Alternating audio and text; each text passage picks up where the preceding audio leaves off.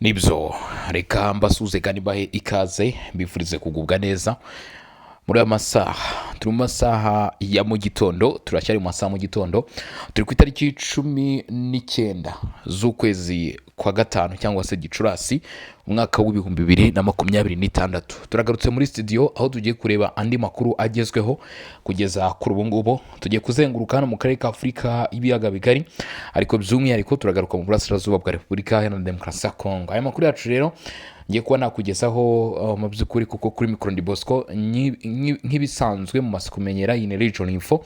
Aya makuru araza kwibanda cyangwa se araza kugaruka kuri izi ngingo z'ingenzi zikurikira.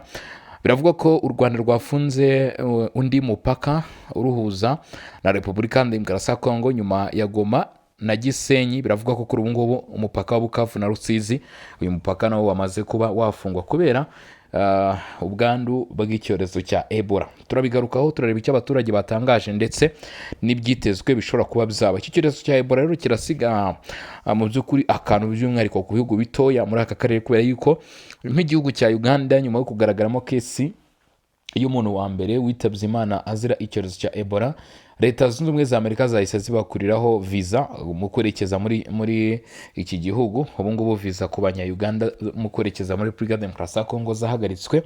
Abenshi babikomozaho bavuga bati se eske kubera iki Uganda yahagarikirwa hagaragaye umuntu umwe? Repubulika ya Demokarasi ya Kongo hamaze kugaragara abantu benshi, imibare myinshi igera muri za 80. Kubera iki gihugu cyo kitarahagarikirwa visa? No kubera yuko kugeza kuri ubu ngubu ntabwo uraza gufata igihugu cya miliyoni 100 z'abaturage gifite kilometero zikabakaba mu bihumbi ngo ujye kukigereranya n'igihugu gitoya cyagaragayemo kesi bishobora gukwirakwira cyane byihuse ndetse ushaka gusanga mu by'uko ari igihugu kirimo kubarizwa mu ntara z'ikindi gihugu. Aho ngaho bivuze ngo biraza kwihuta cyane ko ingamba zishobora kuba zafatwa. Niyo mpamvu abenshi bavuga ko kuri ubu ngubu u Rwanda narwo nuramuka rugaragayemo kesi biraza kugenda nk'uko byagenze mu gihugu cya Uganda. Kuko abenshi baravuga bati na Uganda na Rwanda mu by'ukuri ugereranyije n'u Rwanda n'ubundi ni ruto kuri Uganda. Ibyo nabyo bishobora kuba byakwihuta cyane ku ruhande rw'u Rwanda ndetse na Leta Zunze Ubumwe za Amerika. Turaza kubisuzuma turebe uko byifashe, hanyuma turaza kugaruka ku makuru akomeye cyane ku bijyanye n'imirwano. VDP Wazalendo ndetse yaje kwakira rero abarwanyi umutwe witwaje intwaro 23 ariko umuyobozi wa VDP Wazalendo amaze gutangaza amagambo akomeye cyane. Mu by'ukuri aravuga ko kuri ubu ngubu hari abarwanyi benshi cyane b'umutwe wa 23 ndetse yavuzemo n'ingabo z'u Rwanda ngo baba bari koherezwa mu bice bya Kivu y'Amajyepfo. Turareba icyo uyu muyobozi amaze gutangaza cyangwa se icyo amaze kuvugaho.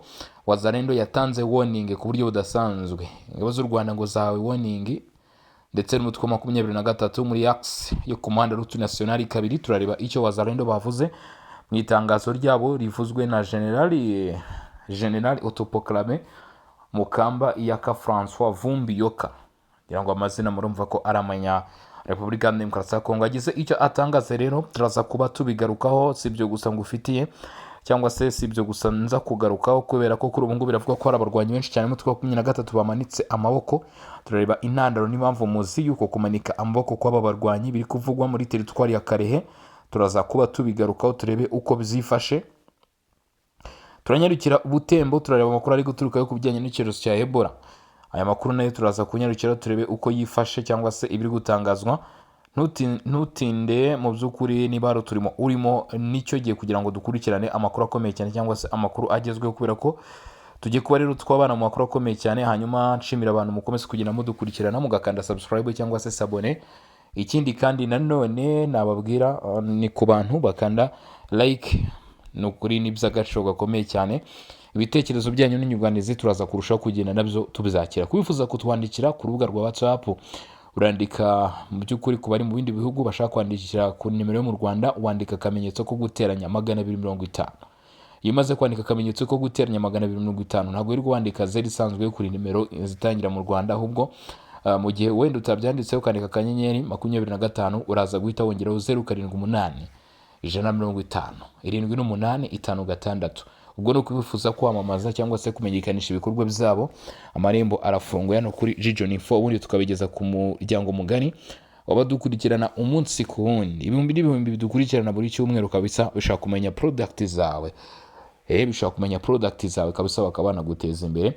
Reka dufatanye kandi abashaka gutera inkunga ibikorwa byacu namwe turabakira kuri nimero, ariko kandi tutibagiye ko n'ibitekerezo ndetse n'inyunganizi nabyo turaza kubyakira ahatangirwa ibitekerezo n'ubundi ni muri comment, hanyuma na link tuba twagiye tuguterekeraho bishobora gukurikiza mu group yacu ya WhatsApp ya Songa Mbere, nayo uraza kuba wayikabuta cyangwa se wayibona. Reka nta gutinda rero mu by'ukuri ninjira muri amakuru akomeye cyane. Ndahera kuki? Ngiye guhera ku makuru amaze gutangazwa kuri ubu ngubu, aho tugiye guhera ku barwanyi bamaze kuba mu by'ukuri abarwanyi bamaze kuba bamanika amaboko muri Kivu y'Amajyepfo. Ni muri teritwari ya Karehe, kamwe mu duce twagiye tunagaragaramo imirwano ikomeye cyane kuva mu minsi yashize, aho binavuga ko kuri ubu ngubu mu duce turimo Mboya ndetse n'ahandi muri Kavumu imirwano yagiye yumvikana no ku munsi w'ejo. Amakuru agaruka rero muri teritwari ya Karehe aravuga ko kuri ubu ngubu umutwe wa AFC 23 ushyigikiwe n'ingabo z'u Rwanda nk'uko bivugwa n'uruhande rwa leta ya Repubulika ya Demokarasi ya Congo, ngo bukomeje guhura n'ikibazo cyo gutakaza abarwanyi mu buryo budasobanutse cyangwa se mu buryo bata-expectingaga. Izo nyeshyamba zitatekerezaga ko bushobora kuba bwabaho. Nta bundi buryo buhari, ni ukubera ko abarwanyi mu twe twaje intwara 23 benshi muri ibi bice bakomeje kugenda bagaragaraho igikorwa cyangwa se nushaka kuvuga ngo ibikorwa byo kumanika amaboko. Ibyatunguye cyane benshi batuye ibi bice bibaza icyaba kiri kujya mbere, aho bivuga ko mu by'ukuri kuri ubu ngubu guhera ku itariki 14 Gicurasi 2026 aribwo abarwanyi mu twe twaje intwara 23 hano muri teritwari ya Karehe batangiye kugaragaraho ibikorwa byo kumanika amaboko ndetse no kuva muri uyu mutwe wa 23. Biravuga ko abagera kuri 45 bavuye muri uyu mutwe mu by'ukuri ngo bamaze kuva muri uyu mutwe wa 23 hano muri teritwari ya Karehe. 45 bose ngo nta kindi kintu bahise bakurikizaho usibye guhita biyunga ku ngabo za leta ya Congo n'imitwe irimo Wazalendo yabakiriye ishyigikiye ingabo za leta ya Repubulika ya Demokarasi ya Congo. Nubwo hari amakuru atandukanye ku mubare nyawo, bamwe bavuga ko ari 38, abandi bakavuga ko ari 45 baba baje kwishyikiriza uruhande rw'inyeshyamba mu by'ukuri baruvaho bakishyikiriza uruhande rwa leta ya Repubulika ya Demokarasi ya Congo.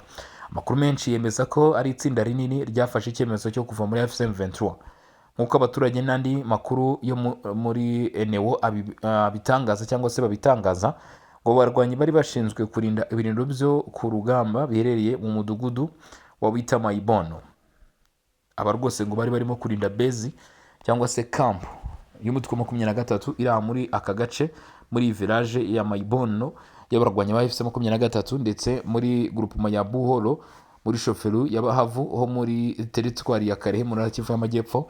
Hanyuma icyakurikiye nuko baje gufata icyemezo baravuga bati reka twishyikirize uruhande rwa leta.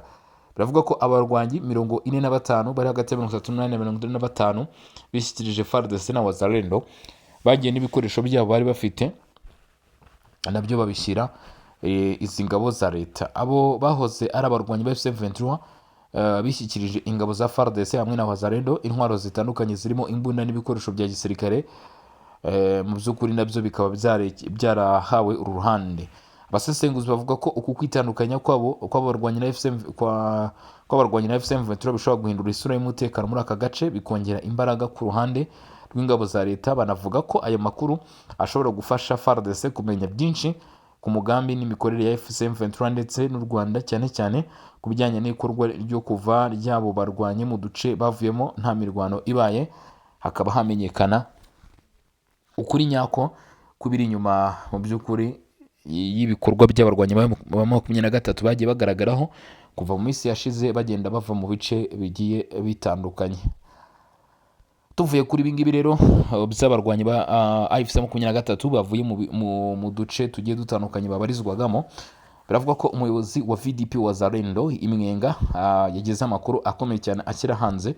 Aravuga ko hari ingabo nyinshi za 23 zoherejwe ku muhanda route nationale 2, atanga warning cyangwa se icyo nakwita nk'agasopo kuri reinforcement cyangwa se uko kongera ingufu n'imbaraga birimo gukorwa n'uruhande rw'inyeshyamba z'umutwe wa 23. Avuga ko kandi bishyikiwe n'ingabo z'u Rwanda nk'uko byashyizwe mu itangazo ryasohotse tariki 18 z'ukwezi kwa gatatu cyangwa se Gicurasi 26. ubona kuva ni ku munsi w'ejo kuwa mbere nibwo iyi nyandiko yasohotse ishyirwaho umukono n'umuyobozi General Mukamba Yaka Francois Vumbiyoka ahise ashyira umukono, ndetse si umukono wonyine gusa ahubwo ashyira hanze nyine iri tangazo asobanura uko byifashe. Umuyobozi wa VDP Wazalendo mu karere ka Mwenga witwa General Mukamba Yaka Francois Vumbiyoka yasohoye itangazo ku munsi w'ejo tariki 18 Gicurasi, itangazo riburira abaturage n'abakunda igihugu ku bijyanye n'ikurwa ry'ingabo nyinshi za 23 ku muhanda Route Nationale kabiri zerekeza mu gace ka Kasika ndetse na Mwenga. Nk'uko bikubiye muri iryo tangazo, hagati yo kuwa gatandatu tariki 16 Gicurasi no mu karere no mu rukerera rwo ku cyumweru tariki 17 Gicurasi 2026 ngo hari ibikorwa bikomeye cyane byabaye. Ngo biravugwa ko habonetse imodoka nyinshi za gisirikare zitwaye abasirikare n'intwaro zikomeye. Izi ntwaro zari zirimo kwerekeza muri ako gace. Avuga ko uwo mutwe ugamije kwigarurira teritwari ya Mwenga ndetse n'umujyi wa Kamituga mbere yo gukomeza werekeza Crimea no muri Minema. Uyu muyobozi wa VDP Wazalendo avuga ko ibi bitero agereranya n'ibitero cyangwa se ibikorwa by'inyeshyamba byo kuva mu duce tumwe berekeza Kasika Mwenga, ngo mu by'ukuri bifuza kubihagarika. Baravuga ko izi modoka zagaragaye zitwaye abarwanyi benshi cyane mu twa 23 zaba zifite gahunda yo kugaba ibitero Crimea ndetse na Kamituga. Ni ibice byifuzwa n'abarwanyi ba AFC 23 cyane, kuko bamwe mu bayobozi babo barimo na General Sultan Emmanuel Makenga yabigaragaje ubwo yemezaga ko bifuza ko Crimea yaba agace kagenzurwa kandi kakayoborwa n'abarwanyi mu twe twaje 23. Bidasubirwaho rero uru rugendo rw'izi nyeshyamba za 23 ziri kwerekeza muri ibi bice biravuga ko bigaragaza cyangwa se ari gihamya nziza yerekana isura n'ishusho y'uko koko abarwanyi ba AFC 23 babarimo gutegura ibitoro bikomeye cyane kuri Crimea. Umuyobozi wa Wazalendo avuga kandi ko bafite amakuru ndetse n'ibimenyetso bishinja bamwe mu bayobozi b'igisirikare n'aba leta bo muri Mwenga na Kamituga kugambanira igihugu nyuma yo kwakira ruswa, bakemera ko abarwanyi mu twe twaje 23 bisukana muri utu duce. Yasabye inzego nkuru z'igihugu gukurikirana icyo kibazo no gufata ingamba zihuse, harimo n'aba bayobozi bakiriye ruswa bakemera ko abarwanyi ba 23 bakora ingendo zabo ku mahoro, ko aba bayobozi bafatirwa ibihano by'umwihariko bakaba bagezwe n'imbere y'inzego z'ubutabera.